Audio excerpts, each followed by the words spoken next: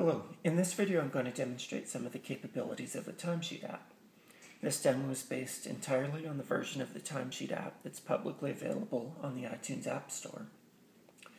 You can put this app on your iPad, iPhone, or iPod Touch. The idea of this app is that it makes keeping track of your glider times substantially easier than paper records. The basic workflow of the app is that you have three areas. The most important, the aircraft area, is over here. This is where you'll spend most of your time.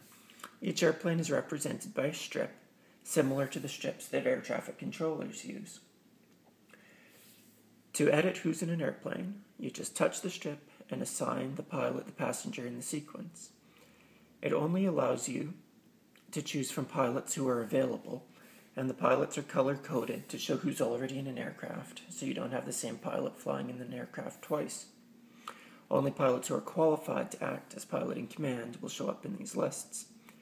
By a similar manner, you can set anybody to be the passenger. When you're done that, you choose your tow plane from a list of available tow planes. The strips will appear to merge, and that means that the glider and tow plane are hooked up and they're ready to take off. When they take off, all you do is touch the little takeoff button. The strip will change to blue. They're kept in order by when they took off, and the flight time starts to count up. While the airplanes are in the air, you'll see that the time to next inspection underneath the name of the airplane counts down and lets you know how long the planes have before they need an inspection. That will get color-coded once there's only a couple hours left. Similarly, underneath each pilot, there's a little cockpit time thing that shows you how long they've been since their last break.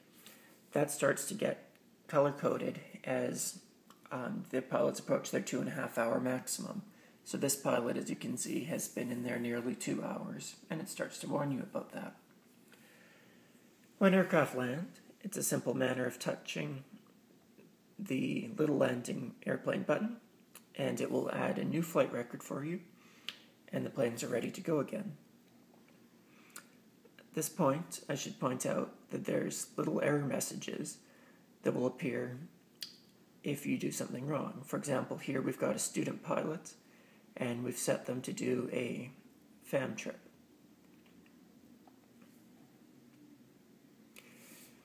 And it tells us, student must be at least a front seat FMIL pilot to carry out FMIL flying. So there's no cryptic error messages. There's very clear, plain English explanations of when you've done something wrong. This both reduces errors and helps people learn because the system is used frequently by fairly inexperienced cadets. Next we have the records area over here. Each flight record is represented by a strip, all conveniently located in one window that you can sort however you want. So if you want it to show up by aircraft, there it is. If you want it to show up by who's the pilot in command, perhaps by sequence, or even longest flight at the bottom. Most of the time, people tend to use it sorted by uptime. Now, there's nothing in the app that's done automatically that can't be fixed manually, recognizing that mistakes happen and you can't foresee every scenario. So if you notice something in the records that's wrong, all you have to do is touch that record and it will allow you to edit it over here and fix any mistakes. The records can be exported for easy printing, and you do that via email timesheets. Each one is going to print on a separate sheet of paper, just like current paper timesheets, except that you get a breakdown of your stats at the bottom, all done accurately and instantly. It's even possible, if you miss an entire flight, to add a record from scratch, filling out the relevant details. Okay, and the last area is the pilots area over here. Each pilot, again, has their own little area. You can touch them and edit their qualifications as needed. And it will also tell you how many flights the pilot has done that day, how much time they've gotten as pilot in command or as student. And there's a little check mark to denote whether they've been flying or not. A final feature I'd like to point out is that this app has some support for iCloud. So I happen to have over here a separate instance of the app running on an iPhone. I just started the app, so it will take a second to sync up to the changes we've made in the iPad app during the course of this video. And the idea is that iCloud will keep the iPad in sync with the iPhone so that you can see your records on either device.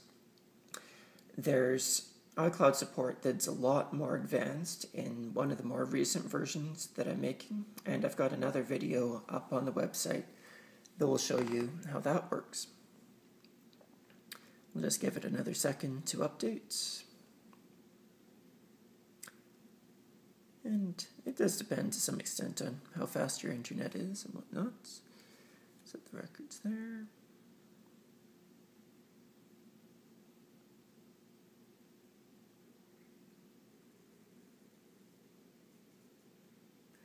And there it is.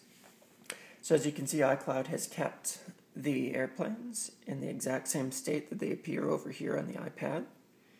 And if we look at the flight records,